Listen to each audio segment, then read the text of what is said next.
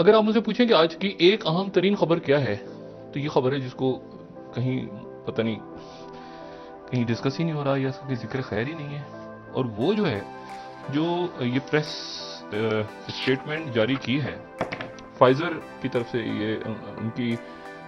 कल रात को लेट नाइट और अर्ली मॉर्निंग आवर्स के अंदर ये फाइजर और बायोटेक की तरफ से उनकी प्रेस स्टेटमेंट है। और इसको अगर हम स्क्रीन पे थोड़ा सा बड़ा कर दें तो बहुत अच्छा होगा। और ये जो है, ये अपडेट इन्होंने प्रोवाइड की है रात को, और मेरी गुजारिश है तमाम नाजरीन से कि इस बात को ज़रा ध्यान से सुनें, मैं जो बात कहने जा रहा हूँ। इसका जो सेकंड पैराग्राफ है उसके अंदर इन्होंने जो बात की है उस पर मैं चाहूँगा कि ज़रा हम रोक भी लें इसी तरह, हाँ, स्क्रीन पे, ताकि हम देख सकें। वो कह रहे हैं कि Pfizer and BioNTech have seen encouraging data in the outgoing booster trial of a third dose of the current vaccine. Initial data from the study demonstrated the booster dose given 6 months after the second dose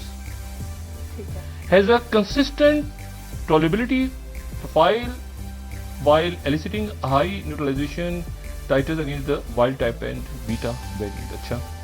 which are 5 to 10 times higher than after 2 primary doses. अच्छा, ये तो फिर जो इन्होंने बात की है, ये तो पूरी की पूरी कुछ कहानी इस वैक्सीन की जो है ये किसी और तरफ चली गई। और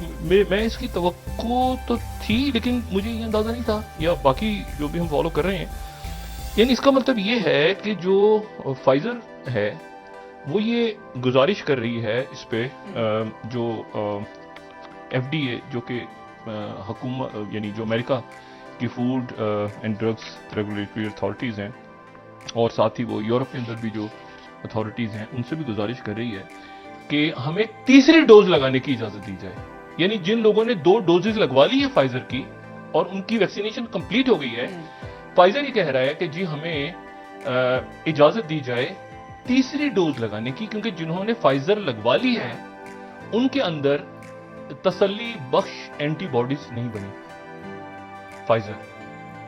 पहली वैक्सीन जो आई थी, मैं उसकी बात कर रहा हूँ, जो दुनिया में पहली वैक्सीन आके और जिसको अमेरिका में अप्रूव हुआ था, ये अभी उसकी बात हो रही है। अभी मैं मॉडर्ना और एस्ट्राजेनेका और स्पुतनिक और चाइना की वैक्सीन की मैं बिल्कुल बात नहीं कर रहा, मैं बात कर रहा हूँ फाइजर की। इसका मतलब ये हुआ है कि फाइजर ही, मतलब मैंने अगर 2 डोजेज ले ली हैं और मेरा एक वो जो पासपोर्ट भी, सर्टिफिकेट भी बन गया है, पाकिस्तान में भी फाइजर लगी है, बहुत से लोगों को लग रही है, तो इसका मतलब ये है कि फाइजर ने इजाज़त तलब की है कि 2 डोजेज नहीं बल्कि एक तीसरी डोज की हमें इजाज़त दी है, क्योंकि फाइजर के बाद भी अचानक जो डेल्टा वेरिएंट की केसेज हैं बढ़ने शुरू हो गए। और इसको इस खबर को फिर अगर मैं जैसे कि न्यूयॉर्क टाइम्स से कह रहा है कि citing the delta variant Pfizer will pursue booster shots and a new vaccine. अच्छा, अब यानी इसका मतलब ये है कि वही कह रहे हैं कि 5 to 10 टाइम्स, ठीक है, 5 to 10 टाइम्स ज्यादा हो जाएगी इम्यूनिटी,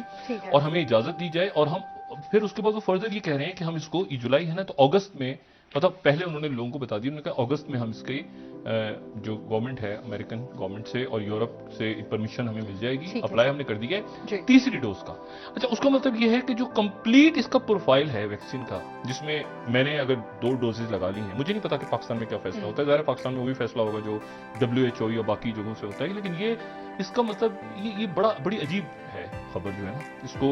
यहीं पे छोड़ के और फिर उसके बाद हम इस पे देखते हैं कि कल तक क्या डेवलपमेंट होती है। लेकिन इसका मतलब यह है कि एक बूस्टर डोज की भी जरूरत है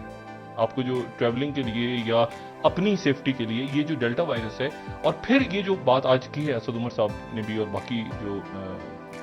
एनसीओसी की तरफ से बार बार बात आ रही है, वो यही है कि ये डेल्टा वायरस जो है ये तेजी से फैल भी रहा है, और इसके अगेंस्ट जो वैक्सीन तक सबसे जबरदस्त, यानी शुरू की वैक्सीन में से एक है, वो जो है वो कह रहे हैं कि हमें तीसरी डोज की इजाजत दी जाए। तो इसका मतलब है कि पूरा जो पासपोर्ट बना, यानी जो वैक्सीन पासपोर्ट या सर्टिफिकेट, उसको फिर कहीं आगे जाके हम ये एक्सपेक्ट करें कि तीसरी डोज भी अगर इसकी ऐड होगी तो दूसरी वैक्सीन की वो कहाँ तक एंटीबॉडीज बनाने में कामयाब हुए हैं, ये हमने आने वाले दिनों में देखना है। तो ये तेजी के साथ ये एक नई और बड़ी खबर है मेरा ख्याल है कि जिसमें ये कहा जा रहा है, फाइजर कह रहा है कि हमें तीसरी डोज लगाने की, बूस्टर डोज की हमें इजाजत दी जाए। एक बात ये हो गई। दूसरी जो बात है वो ये है कि देखें, एक अगर हम चले जाए ना, अब तारीफ उठा लें अपनी, तो एक बड़े ज़बरदस्त किस्म की शख्सियत गुजरी है आर्थर कॉनोली के नाम से, है ना, आर्थर कॉनोली। अच्छा, ये आर्थर कॉनोली जो हैं, ये आर्थर कॉनोली एक कैप्टन थे, और ये कैप्टन थे ईस्ट इंडिया कंपनी में। और ईस्ट इंडिया कंपनी में, अब आप कहेंगे कि ईस्ट इंडिया कंपनी में कैप्टन कैसे थे, तो ईस्ट इंडिया कंपनी में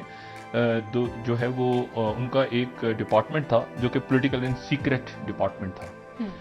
और उससे ये वाबस्ता थे, और इसका मतलब ये हुआ कि यानी उनकी इंटेलिजेंस सर्विस, ठीक है। अच्छा, ये जो थे अली खान के नाम से, ये घूमते फिरते थे, पश्तो, उसके बाद इनको फारसी, उर्दू, अरबी, तुर्की,